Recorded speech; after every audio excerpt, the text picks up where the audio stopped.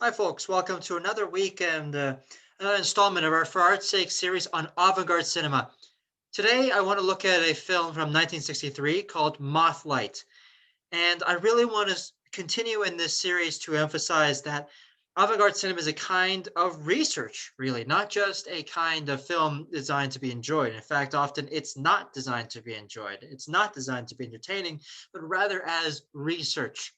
It's worth translating avant-garde for a moment. Of course, it's a word from French. And in English, translated, it actually means advance guard. So if you think about an army charging into battle, the avant-garde is supposed to be the advance guard on the very front lines, leading the charge. And so in that way, avant-garde cinema, excuse me, and avant-garde art in general, is intended to be leading the charge, not necessarily designed to fit in with a time and fit in with conventions, but rather perhaps if defying conventions is necessary, they'll defy it in order to explore what could be next. So this is an exploratory cinema. This is and that's why it's often called an experimental cinema. Right? This is kind of research that you can think of it almost as a scientific experiment. So in that sense, the last week, of course, the film was, or sorry, not last week, but in that last installment, the film was Man with a Movie Camera. And this was a film that is in the school of, or usually categorized in the school of Soviet montage, this avant-garde, early Soviet school of cinema, avant-garde cinema. And in particular, this group had a lot of links to constructivism. It was um, it had a lot of links, and it also was contemporaneous with constructivism and the general sense of the Russian avant-garde in those early years of the Soviet Union. But a key part of it is that it was designed to manifest its constructivism in the shots. Soviet montage understood shots as the fundamental building block of cinema. And if you recall, I read even a part of Sergei Eisenstein's writing in which he talks about how shots are really the fundamental element of cinema, where you can construct a shot and really focus on building a shot and then connecting shots together so that shot A plus shot B forms an idea, forms an explosion. And each shot is kind of an intellectual, ideological cell linked to others to kind of form ideological dynamite.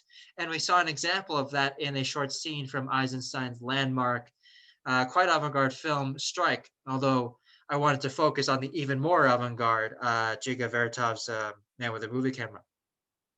Well, if we think about that, Soviet montage fundamentally saw it as saw film's fundamental element as shots, and even in Man with a Movie Camera, right? You kind of saw how each shot is very carefully constructed to be all about velocity and rhythm, and then the constructing then of shots together, how shots are linked, right? The editing, in other words, is then causing more. It's all about rhythm and momentum. And so it's all about the construction of the shots and then the construction between the shots. So this is viewing shots as a fundamental building block of cinema. Well, Mothlight. So jump forward, three some decades, and Mothlight is research that moves beyond that. So Sam Brakhage, we know, viewed Soviet montage films and he was influenced by them. Uh, but he moves a step further by saying not just that shots are the building block of cinema, but frames, each individual frame of the film itself, each individual frame. And so you may know that typical film is 24 frames per second. That is the literal indivisible atom of cinema. So if you can think of like a shot as a molecule, the frame is an atom because you really cannot get smaller than that. Now today we have digital technology and you can have 60 frames per second. And we'll get into some details about the technical issues of Mothlight as well. But um, Mothlight really is, in many ways, I think, a work of research that ties in very, very well to Man with a Movie Camera, because this is kind of, um, you can almost think of these as chained scientific experiments, right? Where one was exploring, kind of experimenting with the idea of how you can manipulate shots to consider how shots are the fundamental building block of cinema. Well, here it's to then consider, add on to that by considering frames themselves, each individual frame. And you'll notice in this film that each frame of cinema is, or each frame of this film is its own image. And what Brakhage has done here is not to look at how scenes are connected, but to look at how each individual frame is connected, and how Eisenstein and Pudovkin and Vertov looked at how they can carefully construct each individual scene to be all about velocity and rhythm and momentum and all that stuff. Brakhage does the same thing about lyricism and rhythm and momentum and patterns, but with each individual frame. So I will want to also note that Stan Brakhage, and this lecture, I think, is going to be kind of a landmark lecture, and it's just going to focus on most of my energy on one single reading, just to read one single reading that is quite long. I doubt that I'll finish it. In fact, what I've done is I noticed that my talks they often end up longer than they would have been if this was in person. I think part of this is just there's no audience. It's difficult to gauge when people, when I should just put on the damn movie. So I have actually put on a timer, and when it reaches 45 minutes, I'm going to wrap it up, and I'm just going to get through basically the crux of this presentation will be all about one particular very, very important writing Brakhage did, which is considered to be one of the most important works of theory on avant-garde cinema out there. It's actually quite long. In fact, it's actually book length. But I'm just going to try and get through the first few pages, the first few chapters. And I'm just going to I'm going to give you the context of this film.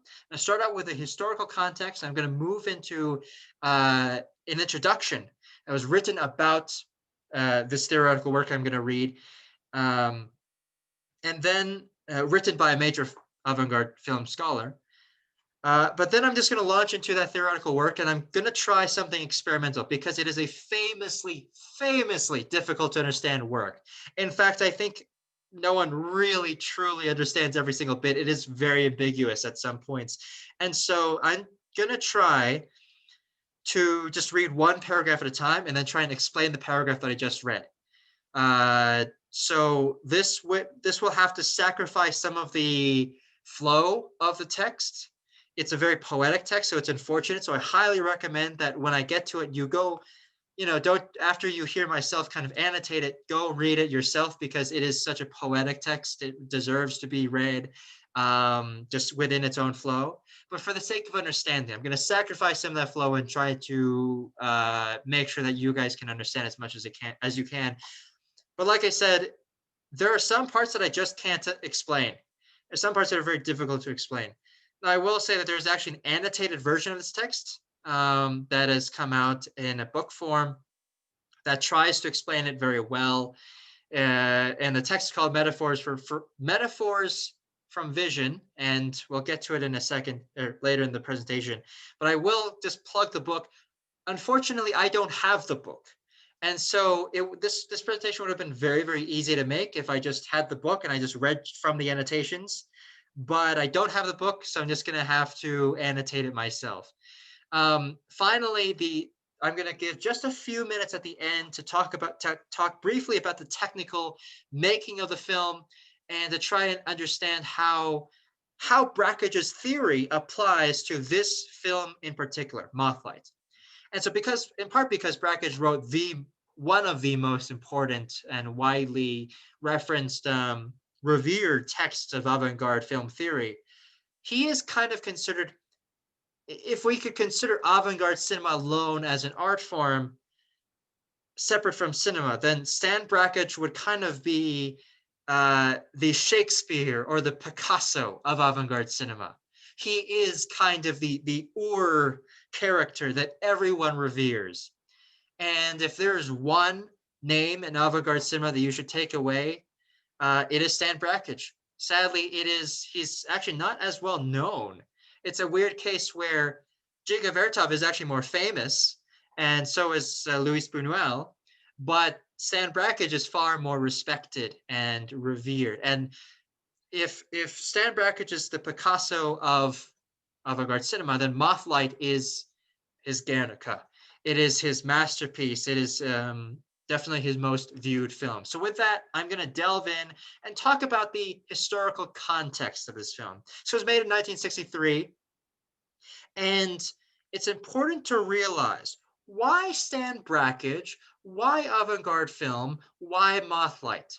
Because in particular, right, if we think about the history of cinema, it's so vast, but almost none of it, even though today cinema studies has finally become recognized as one of the kind of fine arts that deserve study.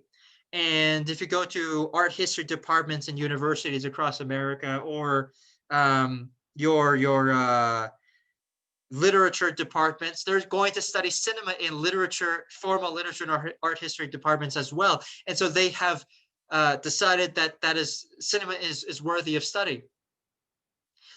But in particular, in beyond those professional areas of study, the introductory classes to art history, they usually don't touch on cinema at all. They don't touch on The Godfather. They don't touch on those films that we all know and are very familiar with. And in fact, they don't even touch on art cinema that much, right? So if you think about the characteristic examples of art cinema, Rashomon, the films of Ingmar Bergman, usually they don't touch on that either. But if they do touch on any one film, there's a high likelihood it's going to be an avant-garde film, and it's going to be from the 50s or 60s, or 50s or 60s, and it's probably going to be Mothlight. So why these in particular? Well, I think a big reason for that is because it ties in so well to the overall art historical time. There's kind of the zeitgeist that this film was made in. This is the early 60s. And I'm just going to talk briefly about what that zeitgeist was, what this cultural zeitgeist that was in across the fine arts, kind of in this the avant-garde, the cutting edge of the fine arts.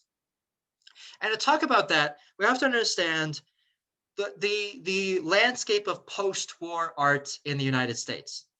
So World War II had just ended. It's 1945. World War II has just ended, and there emerges in the post-war era a sense overall in American culture of great fear, great anxiety, because World War II ended not out of kind of a typical ending of a war, but through the dropping of 2 atomic bombs. Weapons of a scale of destruction that humanity had literally never seen before.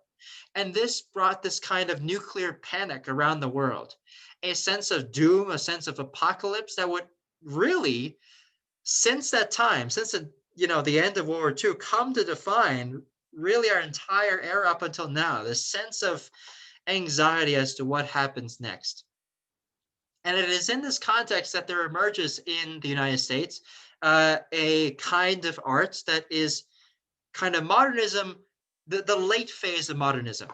So modernism has really has been superseded by this 1970s as the avant-garde. By the 1970s, a new era of art has dawned, and there's a new generation that has rejected modern art. So modern art really begins kind of the earliest fair date that I think most art historians agree on is the Salon des Refusés. I think that's in 1853. So that it began then, and it kind of it matures. So that was early modern art, and then in the 20th century, the early 20th century, especially after World War I, we kind of get a mature modern art. But after World War II, we see modern art becoming aged. So it's fully matured, and now it enters what some historians call high modern art. And high modern art really is the late period where it is kind of aging, it's ailing, but it kind of, in the United States at least, it also reaches an apex of fame, wide scale kind of being in vogue. And also, this is where we get the household names. Jackson Pollock, Mark Rothko, and the key movements, kind of the sub-movement within this era of high modern art is abstract expressionism. Now, a key art theorist slash critic in this period was Clement Greenberg, and he talked about how he promoted abstract expressionism. He promoted high modernism very, very strongly. And the reason why he promoted it is because he argued that there is something about abstract expressionism and high modern art in particular that makes it stronger. That this isn't just modern art aged, this is modern art reaching its apex. Because he believed that finally, modern art and painting in general has reached a point where it is medium specific, medium specificity. Now, what does this mean? It means basically that he has noticed a new kind of extremely pure self-referential, what a film scholar would call self-reflexivity. Now, what does that mean? It basically means that the artist is referencing the medium itself. In other words, if you think about reflexive pronouns, that's stuff like myself, so it's referencing me, myself. So these are paintings that reference themselves, as in they reference the fact that they are paintings. And so if these were films, they reference the fact that they are films. That is not conventional at all, right? Even today. So if you think about it, right, typically if you look at a painting, you'd expect to see a painting representing not painting itself, not referencing the fact that it's a painting, but rather hiding the fact that it's a painting. For instance, if you look at just a typical conventional portrait of a woman, for instance, or portrait of a man, portrait of someone, then you would be seeing that and thinking, oh, this is a portrait of someone. And you would recognize that the person in the portrait first. So first and foremost, you look at that painting and you'd say, oh, that's that person, or that's a depiction of that person. The first thing you recognize is that person. And so what this painting does is it tries to hide the fact that it's a painting to try and draw attention then to the subject of the painting. But in these paintings that are medium specific, that are self-reflexive, they do the opposite, where they forcibly draw you away from the conventional subject, and the subject of the painting themselves is painting. It is the fact that of their existence. And so Jackson Pollock is Clement Greenberg's Clement Greenberg is famous for being a promoter of Jackson Pollock. He's a huge supporter of Pollock, and he really sees Pollock as the quintessential version of medium specificity. And medium specificity is kind of portrayed in his work very strongly. So on the right there, you see Jackson Pollock painting, and on the left, you see Clement Greenberg. So let's see briefly how Jackson Pollock does this. This is a painting from 1950 called Autumn Rhythm, number 30. And it's called Autumn Rhythm. So you'd imagine typically in a painting about autumn that it's going to depict maybe trees, maybe it depicts leaves. This is none of them. But yet it's still very clear to see how it depicts autumn in that the colors evoke autumn. There's the warm, yet kind of distanced colors of autumn. And you see the oranges and the yellows here. Now, in other words, Pollock is evoking autumn through the pure nature of the colors, through pure color association. What you also see here is that the paint, it's not depicting anything at all. Rather, it's a celebration, effectively, of how paint works. Paint, so Pollock is famous for not using the typical artistic painterly oil paint, which has a proud Renaissance lineage. He uses industrial paint, basically house paint, and then he mixes it in with a bunch of solvents and liquids like that to make it flow better. So he uses industrial paint, and industrial paint is obviously a liquid. It is very runny. And so in that sense, he's actually celebrating the fact that paint runs. Because if you look at this painting, it is extremely dynamic. And this is most Pollock paintings, right? You can see that the paint, you can almost, if you try to trace the paint's movement on the canvas, You see curves, you see splatters, you see the dots where paint has been flicked onto the canvas. That's why Pollock's style is called action painting, because you get a sense of action, of movement, of how the paint has moved. Now, remember, paint, especially industrial paint, is very liquid, it's very runny, it's very easily applicable. And so it's kind of a visual depiction through rhythm and through just pure forms, pure line. It depicts how paint runs. So that's medium specificity. The subject is not anything to do with anything outside of pure just paint on a canvas. The subject, rather, is a celebration. The whole theme of the painting is about celebration of painting itself. And the mediums that went to this painting, right? So in that way, it is purely self-referential. There is nothing that you're supposed to take away from this painting other than a reference to painting itself. So in the same way, a lot of avant-garde cinema of this period. So this is where I draw a parallel between this and avant-garde cinema. That in this period, so much avant-garde cinema also happens to be self-referential, to be self-reflexive, and their focus is to draw reference to the fact that what you're watching is a film, and through research to showcase film itself, the technical nature of a film, to kind of deconstruct what a film is. And so because in this one particular moment, art history and film history lines up so cleanly, I think that may be a reason why this particular moment in time is celebrated so much in art history as well. But I will also say that this is also a time in general where film and art is focusing, avant-garde film and avant-garde art is focusing on, or painting, I should say, they're both focusing on the pure visuals. So you saw in Pollock, it's still a purely visual. There's a concept behind it, but it depicts that concept through pure visual forms. And you'll see in tonight's film, Mothlight, that it does the same thing. Now, Pollock and many of the other abstract expressionists that Clement Greenberg championed, and of these, high modernist painters, from Willem de Kooning to Mark Rothko, they were all based in one city, New York City. In fact, in the post-war period, New York City saw a sudden boom, in particular in two neighborhoods in Manhattan, the Lower East Side and Greenwich Village, which had been kind of sleepy, working class neighborhoods. But these made them perfect for bohemian communities. And they became a gathering place for avant-garde musicians, artists, painters, poets. And this group generally became known as a New York school. And they encompassed two different generations. The older people who had come to New York, that represented the old guard in art, that represented people who were more established. These were people who were like Willem de Kooning, Jackson Pollock, etc. Now, I should say they didn't necessarily stay in New York. They weren't necessarily long-term living in New York, but they revolved around New York.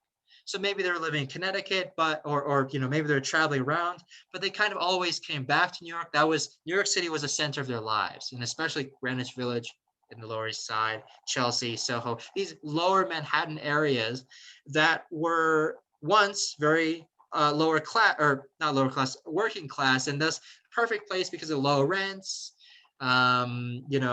cheap places and kind of cheap bars to hang out, a lot of places to hang out without the scrutiny of high society. That made it perfect as a gathering place for all these bohemian people. And so there developed this kind of counterculture society that was all about, this was a place where you could use drugs, engage in a hedonistic lifestyle, and where gay people, LGBT, felt at ease, where they felt accepted. It was in many ways hedonistic, but at the same time, it was open, it was accepting, it was in many ways positive, and it fostered this artistic community. Just so happens in that here also is a very profound parallel in that Jonas Mekas was also working out of the Lower East Side.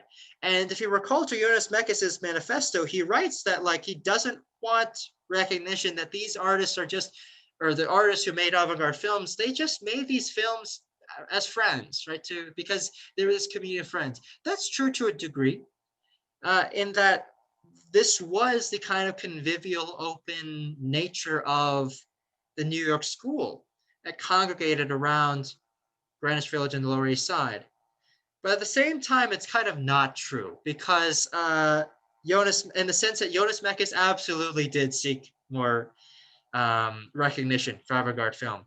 He wrote manifestos. He published this periodical, Film Culture, which was all about kind of encouraging young filmmakers to join the avant-garde cinema, to codify it and to preserve it, and also to publish theoretical writings about it. So, for instance, Metaphors on Vision, the film that, or the text that I'm referencing tonight, that was originally published in Film Culture. Clearly, he was checking all the boxes that painters do, where they want to establish a movement that is centered around theory. It has its own manifestos and its own publications.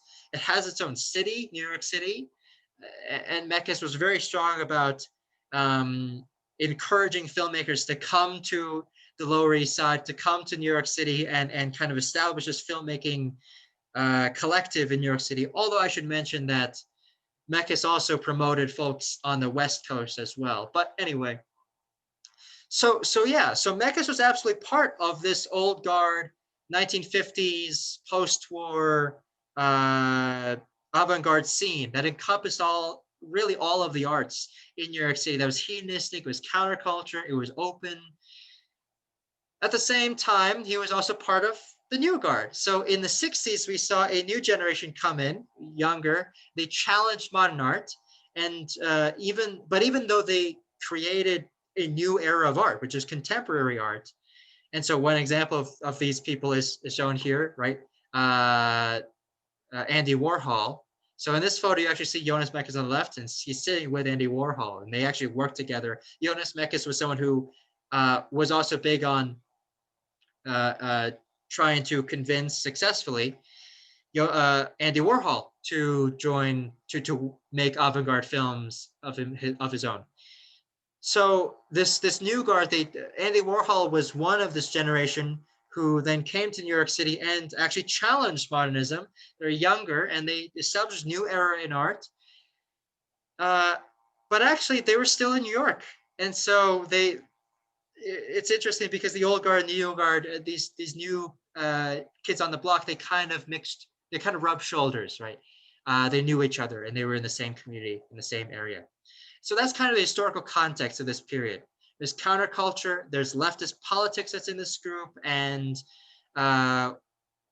especially in the late 50s as well, we start seeing the whole of the United States enter this counterculture state. And we start seeing in cities across America in the late 50s, constant protests that become a hallmark of the 60s, right? So we're starting to enter this era of the 60s. So that's a context that Mothlight was made in.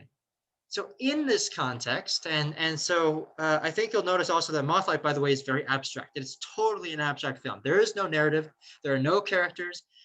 In fact, this film was made without a camera, although I'll talk more about the technical stuff at the end of the presentation.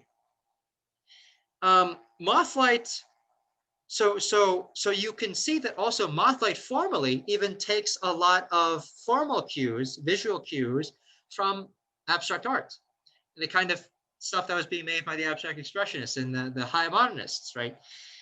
It takes a lot of cues from that, and you'll notice that the stuff is very avant-garde. So I want to begin with just to mention P. Adam City. He was a close associate of Jonas Mekas. He was also very associated with this New York avant-garde scene. And he was one of the early pioneering scholars of avant-garde film. And today he's still alive. He is considered to be the preeminent scholar of avant-garde film. But he was important especially because he didn't just like avant-garde film. He liked one specific kind of avant-garde film. And he argued that this is the kind of like Clement Greenberg. How Clement Greenberg really attached himself to one era, one group of artists and promoted them.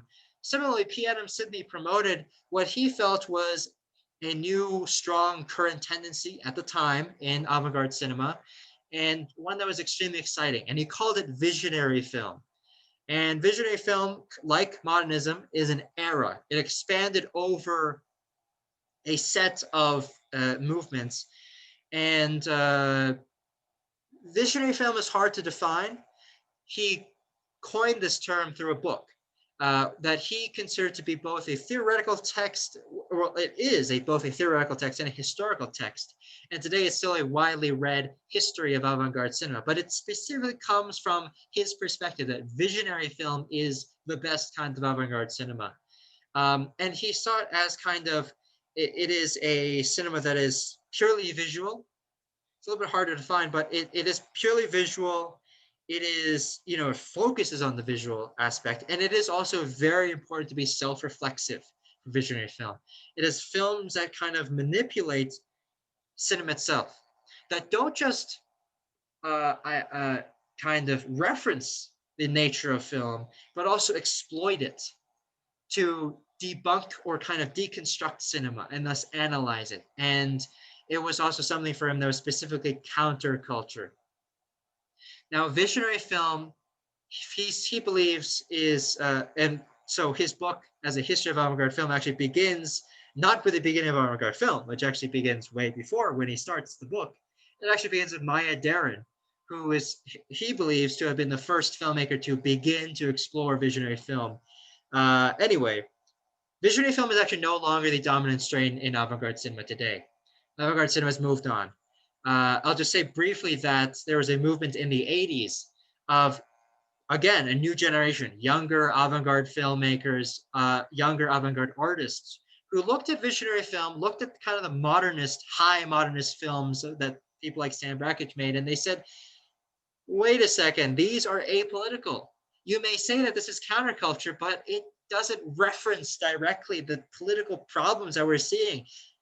These films are abstract films. They're abstract art. They don't reference race. They don't reference colonialism. Those are the real problems.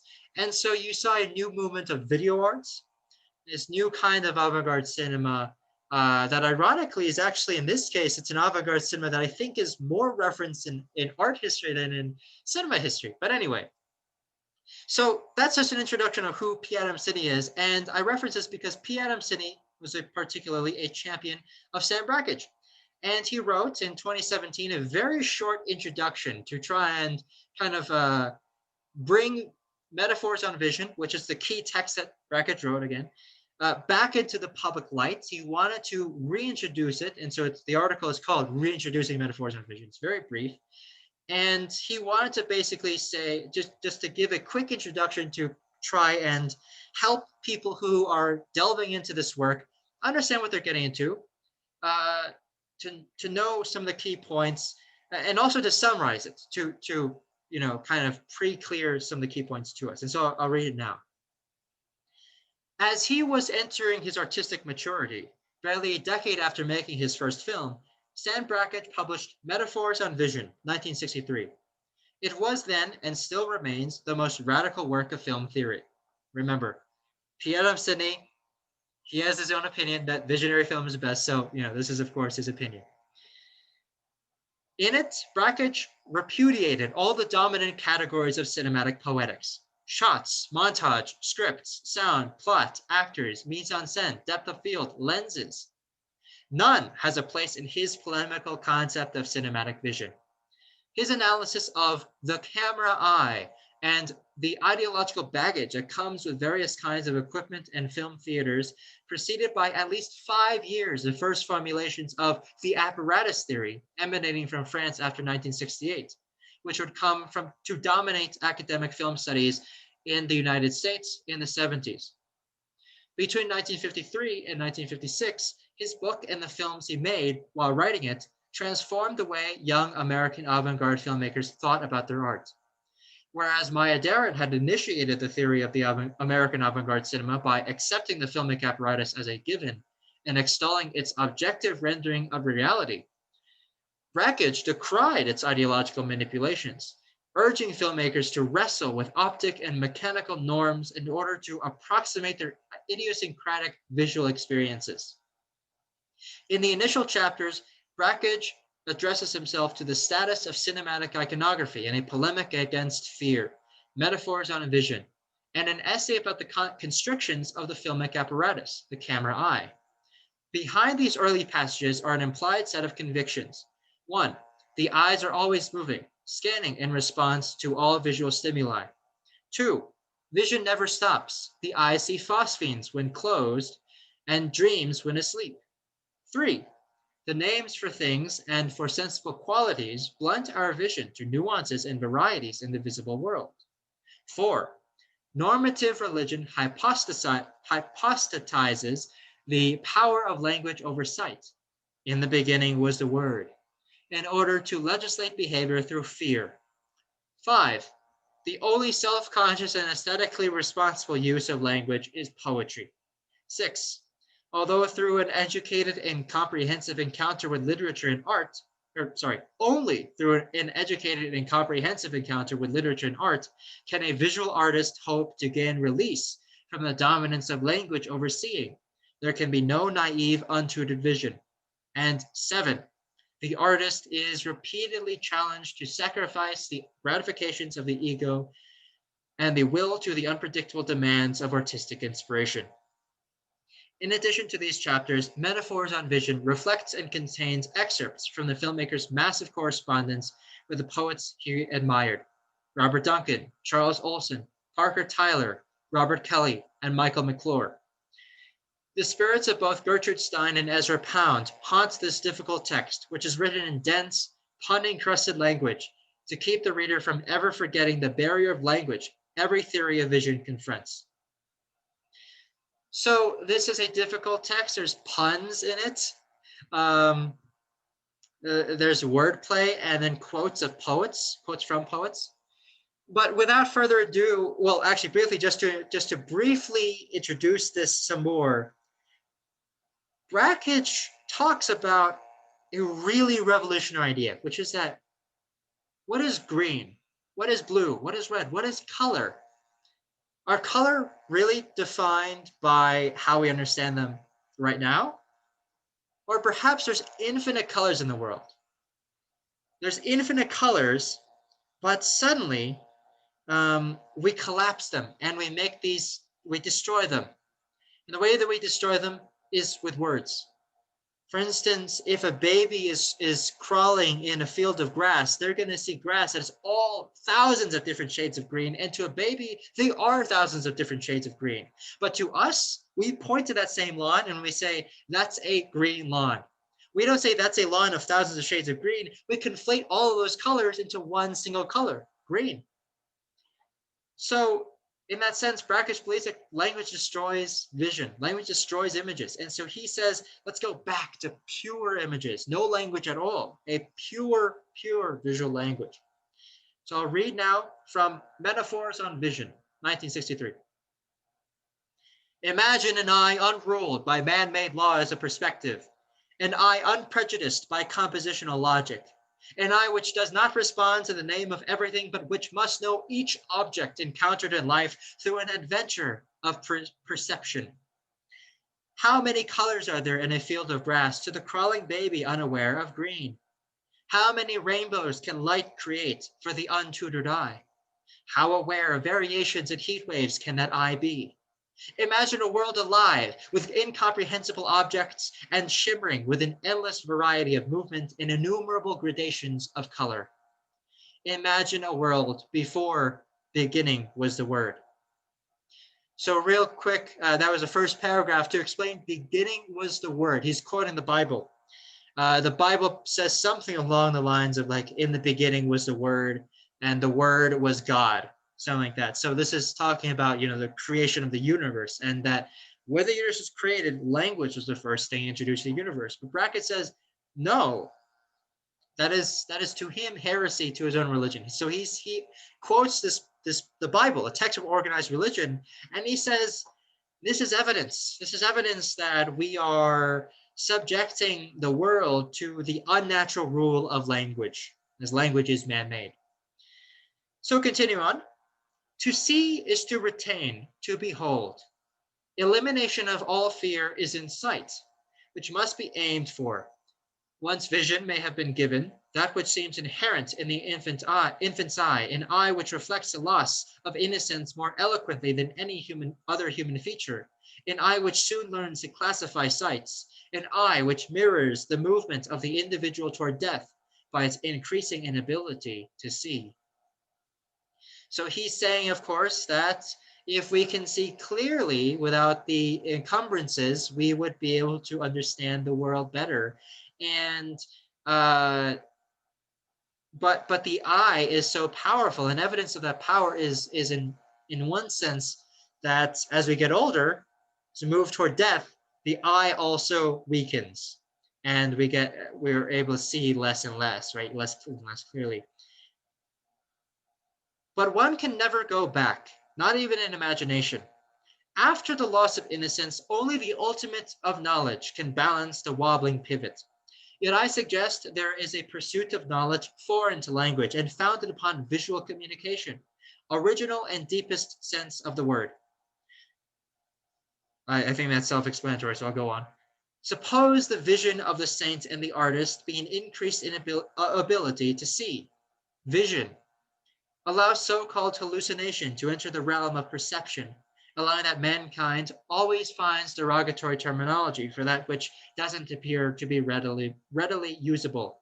Accept daydreams, accept dream visions, daydreams or night dreams, as you would so-called real scenes, even allowing that you're focused upon and attempt to sound the depths of all visual influence.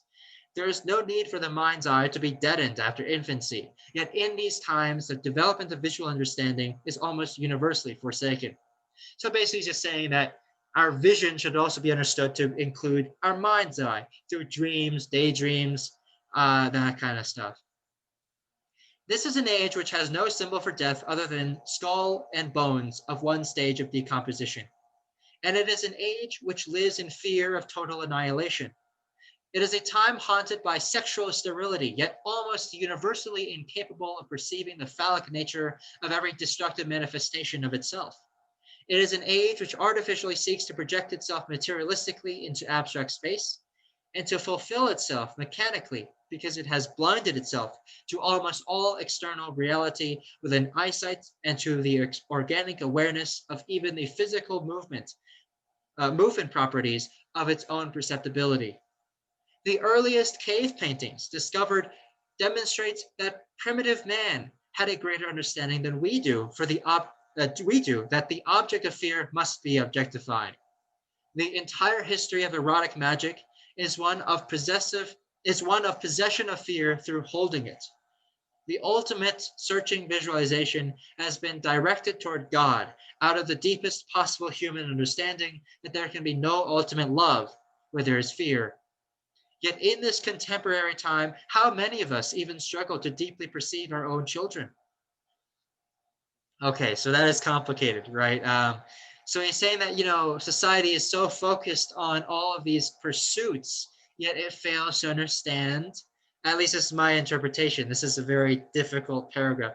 My interpretation is society is involved with all these pursuits, but they don't grasp vision, which is the basic fundamental power of humanity in Brakhage's belief. And he also makes references to art history, specifically cave paintings. Cave paintings were very dynamic, actually. They didn't use so-called correct proportions. They used proportions, I should say, of animals in movement, in the middle of movement. And they also depicted hunts. And so Brakhage is suggesting that maybe the fear of the movement of large ferocious animals moving around, charging you, is depicted in the rhythm-filled images of the cave paintings that we've actually lost as our paintings today have become sterile and less dynamic. The entire history of erotic magic is one of possession.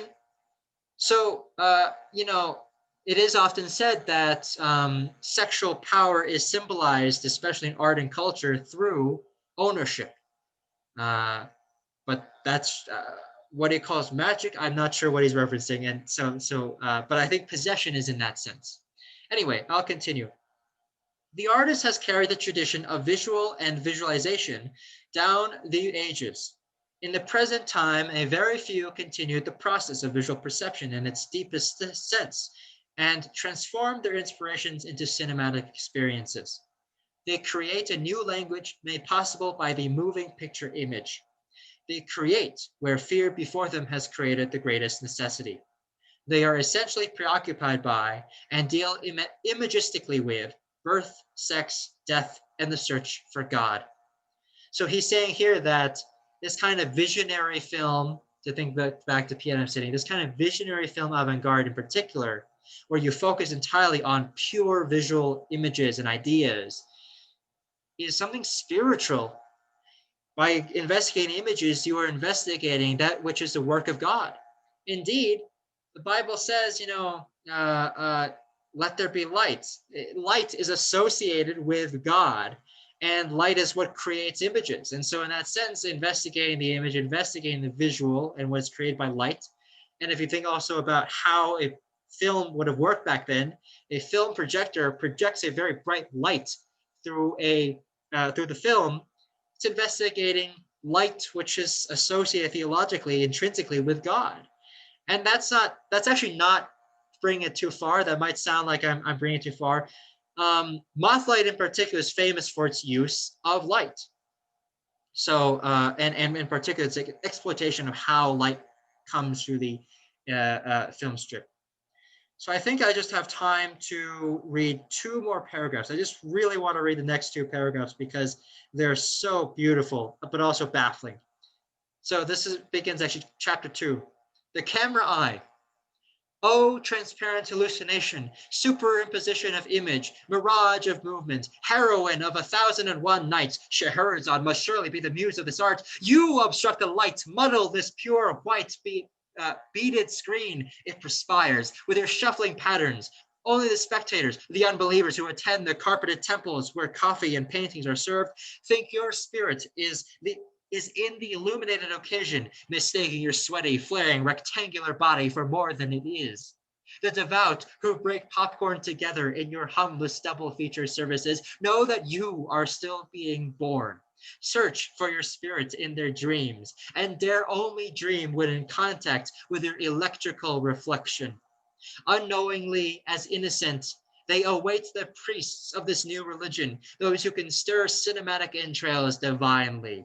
They await the prophets who can cast, with a precision of Confucian sticks, the characters of this new order across filmic mud.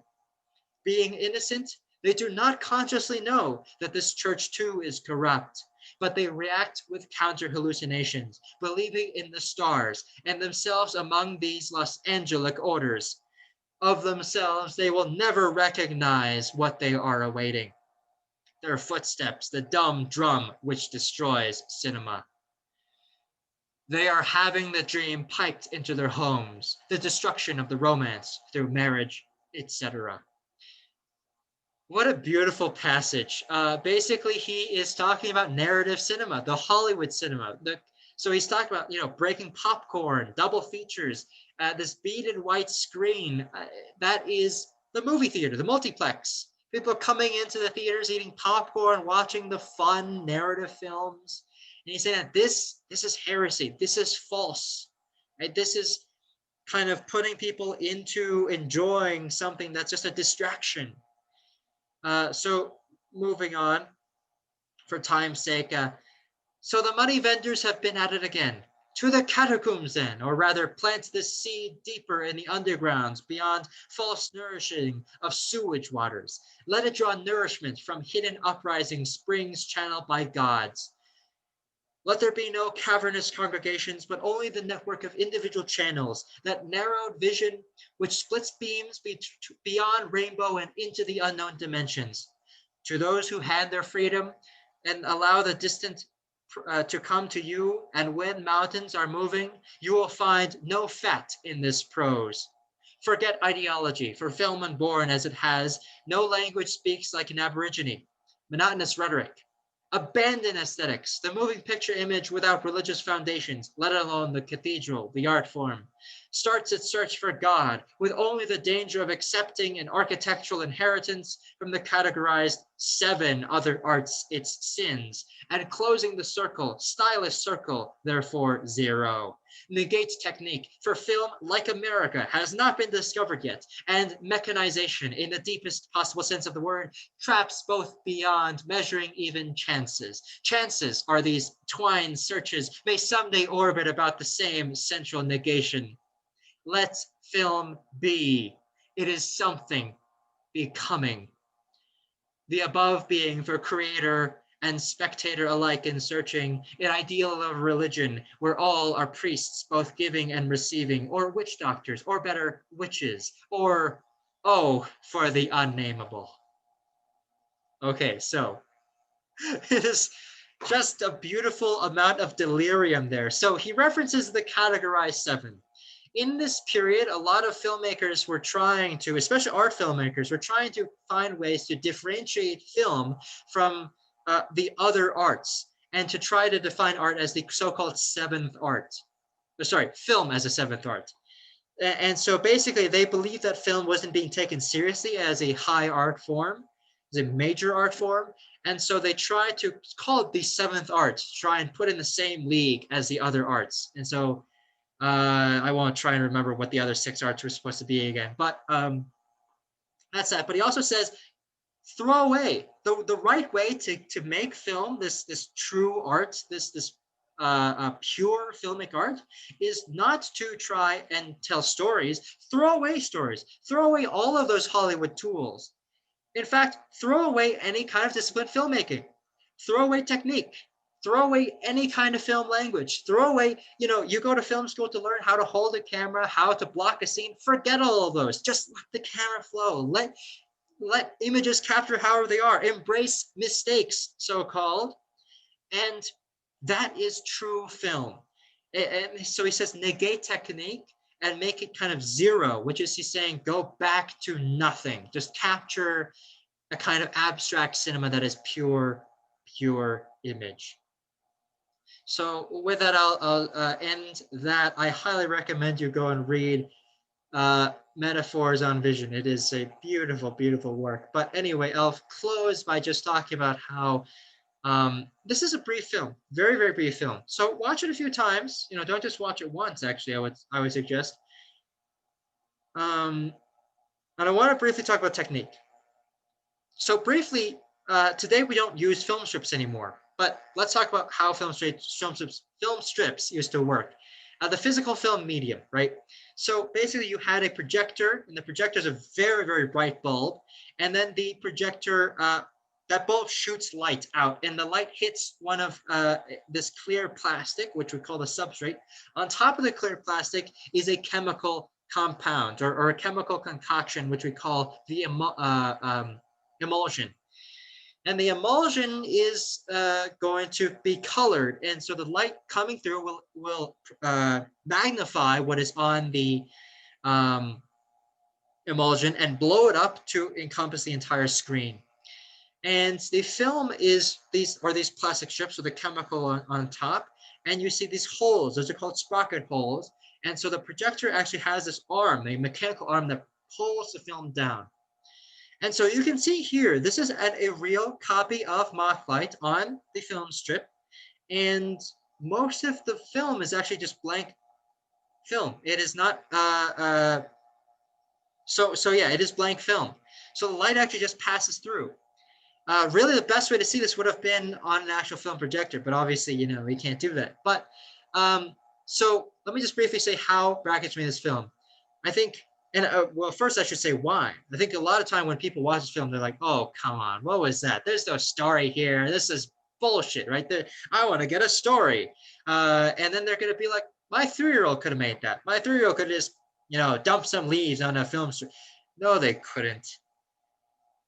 This is a film made without a camera. That is something amazing to think about, first of all. A really innovative idea, right? Making a film without a camera. That's the first thing. If you want to go make a movie, the first thing you do is you pick up your phone or you pick up a camera, some kind of camera, and you go shoot some scenes. There's no camera here. And this allows Brakhage to make this film frame by frame, because he literally, what this film is basically he was inspired, and that's why this film is called Mothlight. He was inspired by seeing moths flying into lights, and he felt it's just tragic because they were getting burned and killed. And so he wanted to make this film as kind of almost an abstract visual depiction of a moth fluttering around, and then evolving. The film evolves then from just a moth into a celebration of nature. So he went out into his garden, he collected dead moths, body parts of dead moths. He collected, and then also random kind of detritus, random debris from his garden, pieces of dirt, little leaves. You can see some of it here, right? Just from his garden.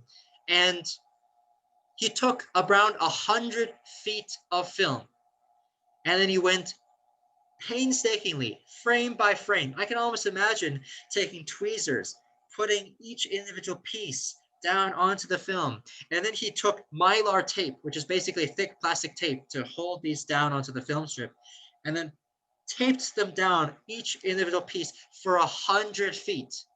Now, to give you context on that, the film is actually only just over 3 minutes long, but this is on 16 millimeter film.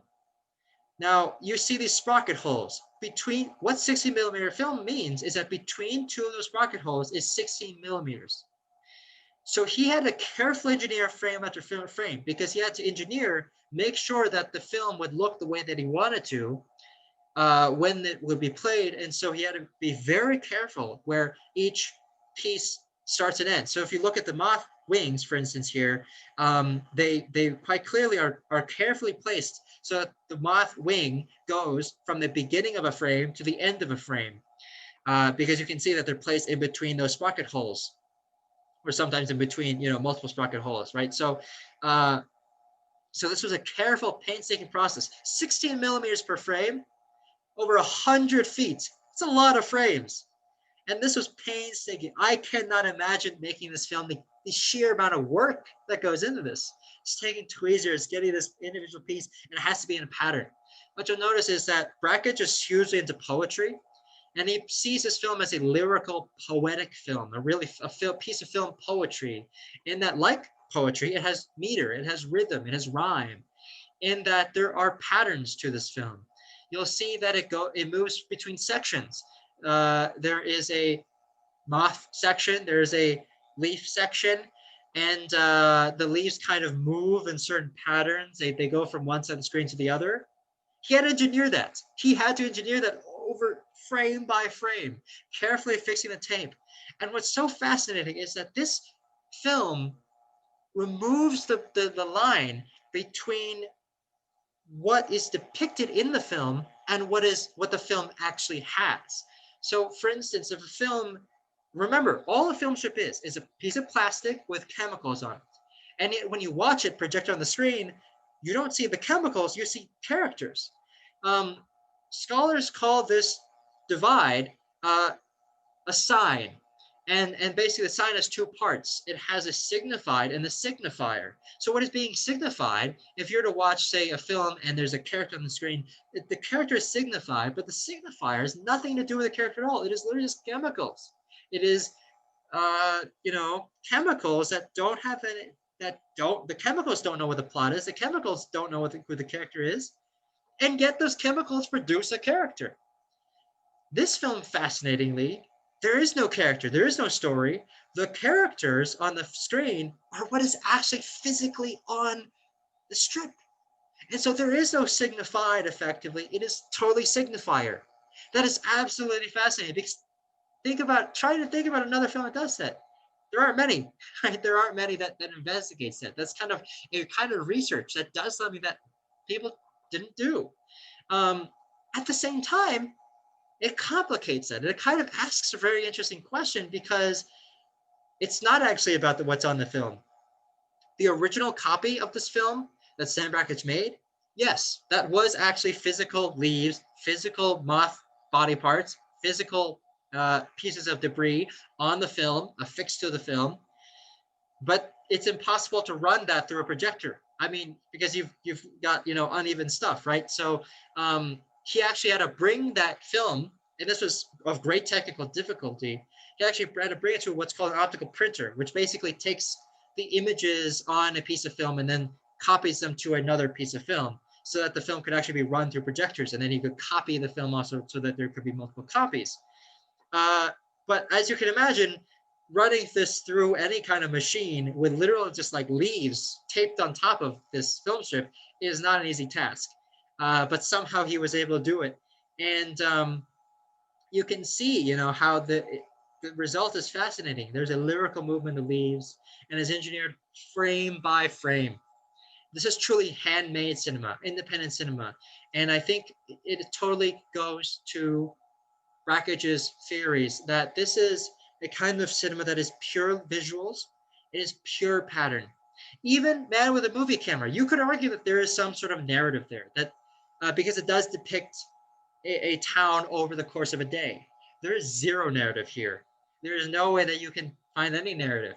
It is just simply pure colors and vision.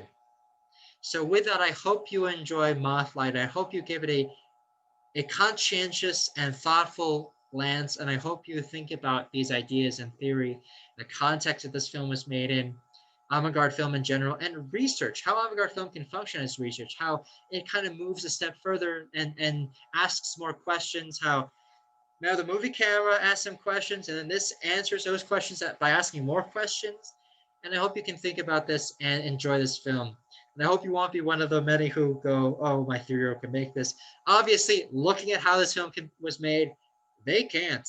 This was painstaking. And if you didn't get enough, Sam Brakhage made many, many, many, many, many films throughout his life. So I encourage you to watch some more. By the way, brief note: Brakhage at various points experiments with sounds, but in this case, he was a believer in pure imagery. So this film is actually intended to be watched purely silently. So with that, thank you so much for listening in. I hope you enjoyed Mothlight. Thank you so much.